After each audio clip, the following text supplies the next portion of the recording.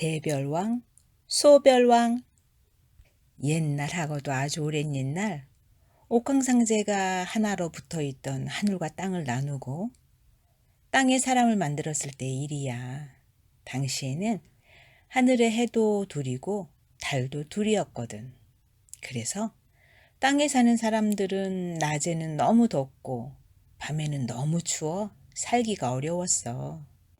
게다가 나무나 풀, 동물들이 서로 말을 하니 세상이 온통 시끄러워 사람들끼리 의사소통이 제대로 되지 않는 거야.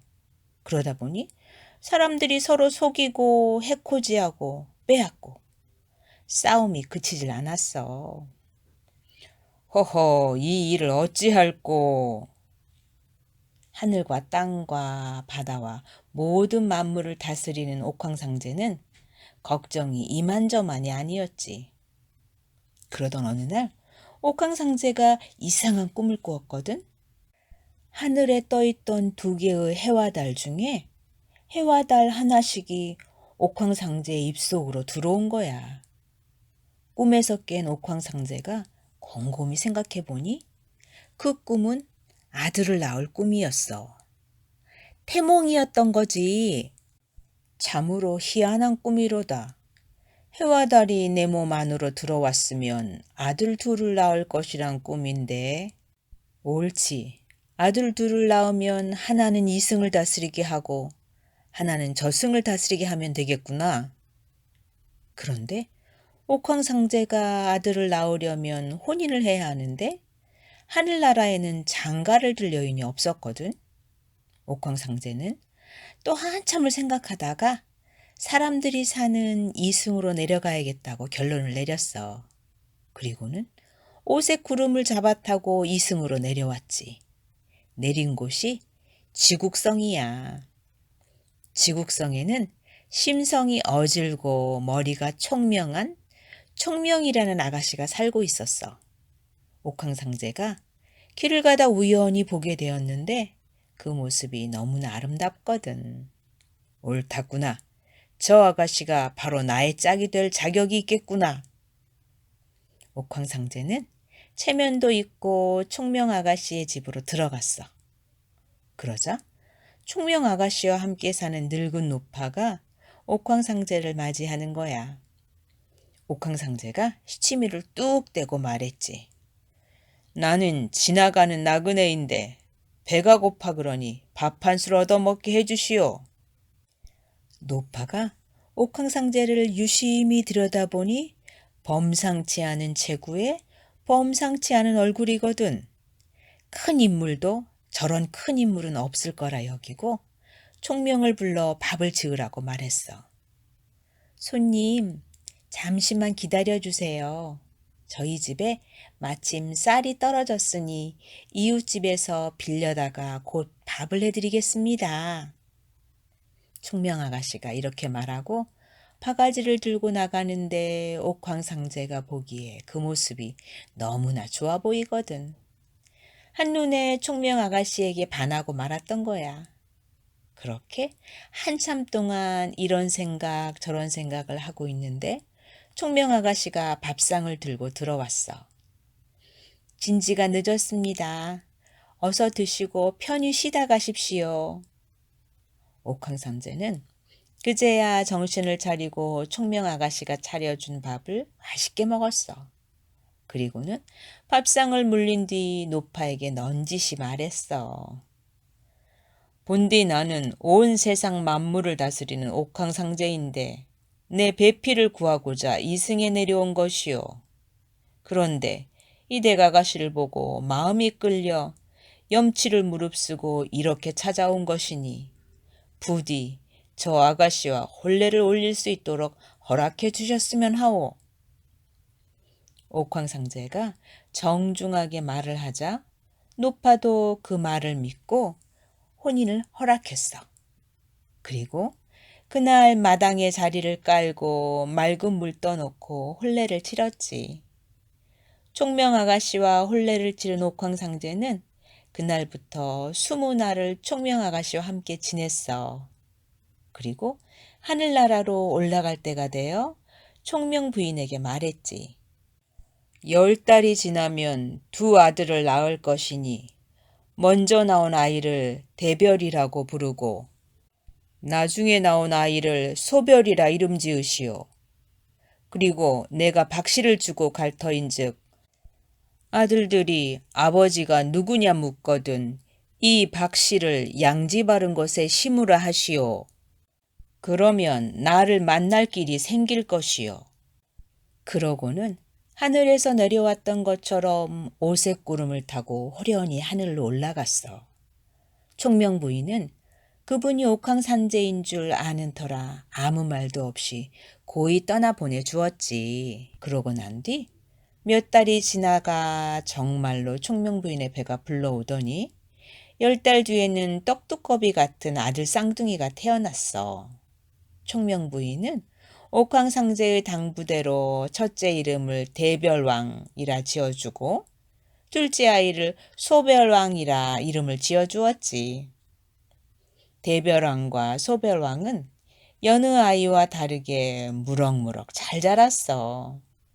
3살이 되었을 때에는 말을 깨우쳤고 7살 때에는 활을 잘 쏘고 9살 때에는 말을 잘 타고 15살이 되었을 때는 어엿한 대장부가 되었지. 대별왕과 소별왕이 15살이 되고 난 어느 날이었어. 어머니, 왜 우리들은 아버지가 없나요?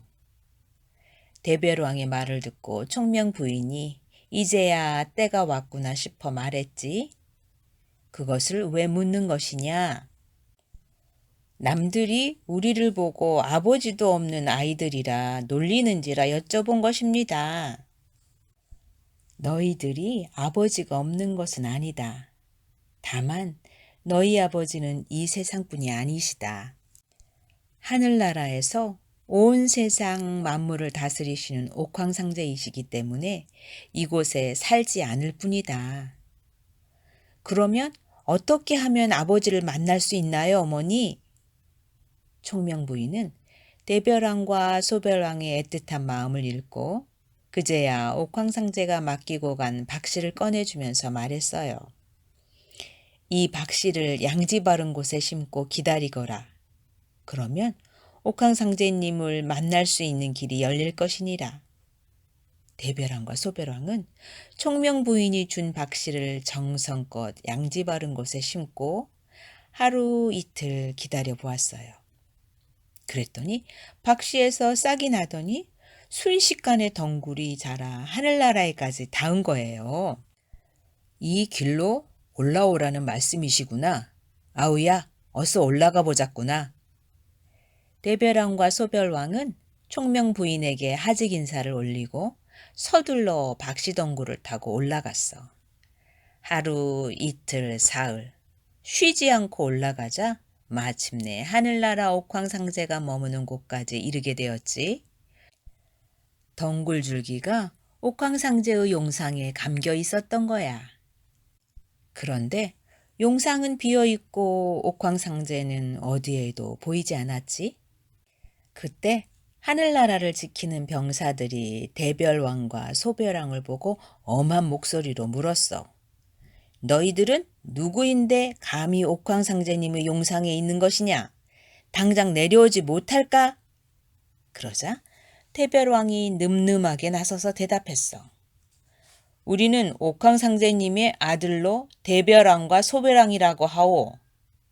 그 말을 들은 병사들은 그 사실을 옥황상제님께 알렸지. 그리고 얼마 후 옥황상제가 나타나 대별왕과 소별왕을 보고 반색을 하며 맞아주었지. 옥황상제는 큰 잔치를 베풀고는 이렇게 말했어. 오늘부터 이 승은 대별왕이 다스릴 것이고 저 승은 소별왕이 다스릴 것이다. 너희들은 한치의 어긋남이나 그릇됨 없이 바르고 올바르게 이승과 저승을 다스리도록 해야 할 것이야. 알겠습니다, 아버님. 잔치가 끝나고 모두가 돌아가려는데 소별왕이 곰곰이 생각해 보니 저승보다는 이승을 다스리는 것이 더 좋을 것 같거든. 그래서 형 대별왕에게 내기를 걸었어. 형님, 우리 수수께끼를 내서 이기는 쪽이 이승을 다스리고 지는 쪽이 저승을 다스리는 것이 어떻겠습니까? 형 대별왕은 동생 소별왕을 생각하는 마음이 큰지라 선뜻 동생의 내기를 받아들였지. 그래서 먼저 동생 소별왕에게 수수께끼를 냈어. 어떤 나무는 평생 잎이 지지 않는데 어떤 나무는 잎이 지는 까닭은 무엇이냐? 그러자 소별왕이 곰곰이 생각한 끝에 대답했어. 마디가 짤막하고 속이 꽉 찬 나무는 잎이 지지 않고 속이 빈 나무는 잎이 집니다. 그러자 대별왕이 고개를 저으면서 말했어. 아니다. 대나무와 갈대는 속이 비었어도 잎이 지지 않으니 내 말이 틀렸다. 이번에는 동생 소별왕이 수수께끼를 낼 차례였어. 형님, 높은 언덕의 풀은 잘 자라지 않는데 낮은 곳에 있는 풀은 왜 잘 자라는 것입니까?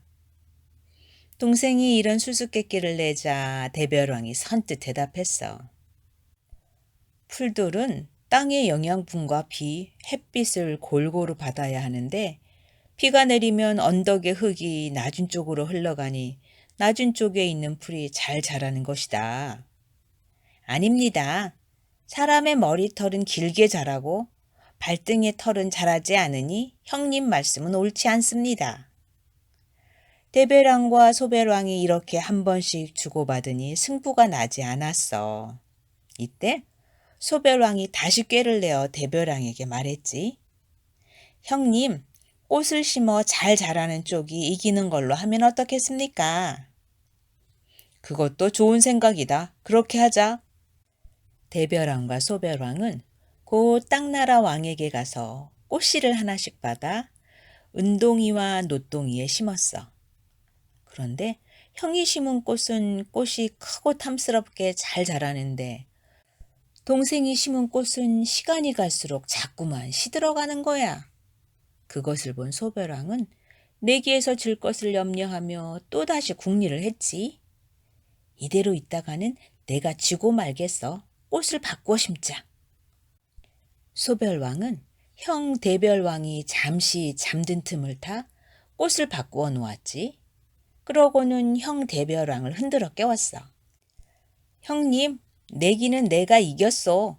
보시오, 내가 심은 꽃이 형님이 심은 꽃보다 더 크고 싱싱하잖소. 잠에서 깬 대별왕은 소별왕이 꽃을 바꾸어 심어 놓은 것을 아는지 모르는지 아무 말도 하지 않고 소별왕의 뜻대로 이승을 양보하고 저승을 다스리기로 했지. 대별왕이 저승으로 가기 전에 소별왕을 불러 말했어. 아우야, 이승에는 싸움을 좋아하는 사람, 해코지를 일삼는 사람, 남을 속이기 잘하는 사람들이 많으니 법을 올바로 세우지 않으면 다스리기 힘들 것이다. 부디 엄한 법을 세워 이승을 잘 다스리도록 하거라. 형님도 저승을 잘 다스려 편안하셨으면 좋겠소. 그러고는 이승으로 떠나왔거든. 그런데 이승에 도착해보니 대별왕의 말대로 사람들끼리 서로 싸우고 해코지하고 난리가 아닌 거야. 게다가 하늘엔 해도 둘이고 달도 둘이니 낮에는 덥고 밤에는 춥고 살기가 만만치 않았어. 게다가 나무나 풀, 동물들이 모두 말을 하니 세상이 온통 뒤죽박죽 정신이 없었거든. 아이쿠, 이 일을 어떻게 해결해야 하나? 소별왕은 어쩔 수 없이 구만리 저승길을 따라 형님 대별왕을 찾아가 도움을 구했어. 형님, 난 이승 세상이 좋을 줄로만 알았지 이렇게 혼란스럽고 시끄러운 곳인 줄은 전혀 몰랐어. 게다가 하늘의 해와 달이 두 개이고 나무나 풀, 동물들이 서로 말을 하니 도무지 어디서부터 법도를 세우고 어디서부터 질서를 잡아야 할지 난감하기 이를 데 없으니 형님이 좋은 생각이 있으면 나에게 그 방법을 가르쳐 주오. 대별왕이 미리 알고 있기라도 하듯 선뜻 말했어. 그렇지. 내 짐작은 하고 있었다만 이렇게 빨리 내가 올 줄은 몰랐구나. 난 천군 활과 화살을 준비할 테니 너는 송화과를 준비하거라. 그것을 가지고 나와 함께 이승으로 가서 세상을 바로잡도록 하자. 말을 마친 대별왕은 무쇠 3천근을 녹여 천근은 활을 만들고 2천근은 화살 2개를 만들었어. 동생 소별왕은 대별왕의 말대로 송화가루를 준비했지. 준비가 끝나자 대별왕과 소별왕은 함께 이승으로 향했거든. 이승에 도착한 대별왕이 천근활을 들어 천근살을 매기고 해 하나를 겨누었어. 그리고는 망설임 없이 해를 향해 시위를 당긴 후 힘껏 화살을 날렸지. 시위를 떠난 화살은 하늘에 떠있던 2개의 해 중에 1개의 해를 맞춰 산산이 부서뜨렸어. 그 조각들은 하늘의 별이 되었지. 그리고 난 후 밤이 되기를 기다려 달이 뜨는 걸 보고 나머지 1개의 살을 활에 매겼어. 그런 다음 하늘에 떠있는 달을 향해 힘껏 화살을 쏘았지. 시위를 떠난 화살은 이번에도 2개의 달 중에 1개의 달을 맞춰 산산이 부서뜨렸어. 그 조각들 역시 하늘의 별이 되었지. 이렇게 해서 이승에 하나의 해와 달이 남게 되었어. 그리고 수많은 별들이 생겨나게 되었지. 이번에는 동생 소별왕이 준비한 송화가루를 이승에 뿌렸어. 그랬더니 풀과 나무, 동물들의 혀가 굳어서 말을 못하게 되었어. 더 이상 사람 말을 흉내내거나 아우성치지 않았지. 세상은 조용해지고 사람들도 서로 말을 알아들을 수 있게 되었지. 하늘에 해와 달이 하나씩이니 너무 덥거나 춥지도 않고 풀과 나무, 동물들이 말을 하지 못하게 되었으니 세상엔 질서가 잡히고 살기 좋아졌지. 세상의 질서가 바로 잡히자 대별왕이 소별왕에게 말했어. 아우야, 이제부터는 내가 올바른 법도를 세우고 덕을 쌓아 세상을 다스리도록 해라. 그러면 서로 속이고 해코지하고 빼앗고 싸우는 사람들이 없어질 것이다. 소별왕에게 당부를 한 대별왕은 그 길로 저승으로 돌아왔어. 그런데 소별왕이 그 후로 세상에 올바른 법도를 세우고 덕을 쌓으려고 애를 썼지만 뜻대로 되지 않는 거야. 여전히 서로 속이고 해코지하고 싸움질하는 사람들이 있었지. 하지만 저승은 대별왕이 법도를 올바로 세우고 다스림을 엄격하게 한 덕분에 속이고 해코지하고 싸움질하는 사람이 없었어. 그만큼 대별왕이 소별왕보다 지혜와 덕이 컸다는 것이지. 한편 지국성에 남아있던 총명부인은 대별왕과 소별왕이 저승과 이승을 다스리게 된 후 바지왕이 되어 땅 세상을 다스렸다고 해. 이렇게 해서 옥황상제가 다스리는 하늘 세상과 총명부인이 다스리는 땅 세상, 대별왕과 소별왕이 다스리는 저승과 이승이 나누어지게 된 거야.